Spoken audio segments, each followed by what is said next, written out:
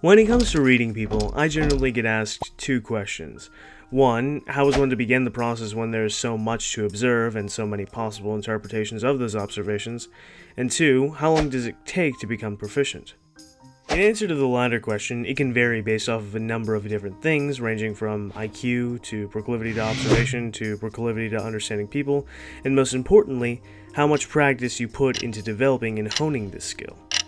Even with a high IQ and a natural talent for observation and logic, the level of deductive prowess portrayed by fictional characters that embellish this skill, such as Patrick Jane, Cal Lightman, and most notably, of course, Sherlock Holmes, is impossible, as the real capacity of this methodology is stretched to a feasibly impossible degree for dramatic effect. And that's fine, these shows exist to entertain and to tell good stories that one can suspend their disbelief with. However, to attain a proficiency that is reflected in this methodology becoming your default thought process, it takes hundreds of hours and years of practice. This series will focus more on the latter question, which boils down to what methodology you actually bring to effectively manage and organize the information that you observe, so that you can break down even the most complex problems and most difficult people to read into their simplest components.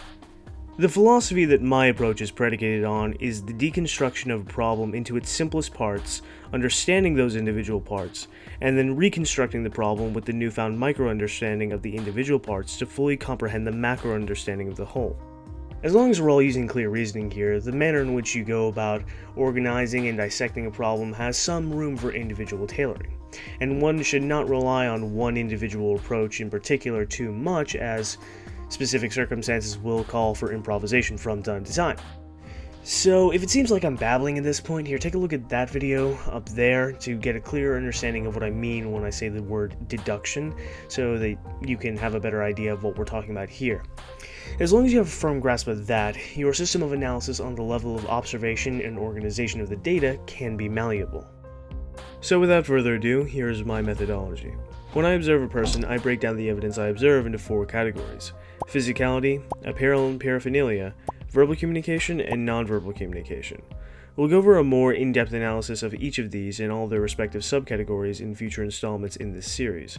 So if you're not already and you're interested in this sort of thing, subscribe and click that bell icon to get notified of my next upload. As a brief disclaimer, I'll never deny that you can make a very erroneous claim about a person by observing simply one standout thing about them and then jumping to conclusions based off of that. This couldn't be further from what we're trying to achieve here. The goal here is to remain objective in analysis and to determine facts about the person, not to form opinions about them. Now, if you think that this method of coming to understand a person is off-putting to you, not really your cup of tea, fine. If you think that the only way you should ever get to know a person is through verbal interaction with them in a social setting, more power to you. Just bear in mind that people do tend to lie, and more often than you would think. And perhaps, rather than seeing this as a way of distancing yourself from genuine social interaction, perhaps this could be a way to enhance it by dispensing with the facades and lies that you're presented with by everybody you speak to every single day of your life. Or at least don't look down upon the people who would like to do that. Anyway, food for thought. So briefly, physicality describes the physical, biological aspects of a person, such as their fitness and activity level, which I've already done a video on, hair, tan lines, age, development of various muscle groups, grooming habits, etc. Attire obviously describes what they're wearing, and links are in the description and up there to videos I've done on that thus far. But in this series, we'll go over things such as determining the expense of clothes, discerning what things are luxury items to the person, and what items in clothing are sentimental to a person. Verbal communication obviously has to do with what they say, but deeper than that, it has to do with the way they say it.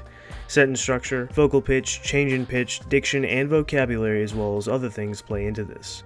And lastly, nonverbal communication, which has to do with the science of facial expressions, micro-expressions, gestures, micro-gestures, establishing a person's baseline and looking for deviations from that baseline, nonverbal grammar, etc. While we will get into some of this on this channel, for the time being, my friend Logan runs a channel called Observe, which is primarily dedicated to explaining the science of nonverbal communication. So be sure to hop over there and subscribe to watch his videos, because nonverbal communication is essential to a deductionist. So thusly we come to the end of the video, and the start of the new year for the channel. We will be tackling the harder techniques and methodologies of deduction in this coming year, so be sure to subscribe if you're new. Links to helpful resources as well as the equipment I used to make this video are in the description below. And if you'd like to support the channel directly, consider supporting via Patreon. And check this video out to see different rewards available for Patreon supporters. And if you'd like to purchase the Art of Deduction merch, link to that is in the description as well. So with that being said, thanks for watching all you aspiring detectives out there. Arrivederci.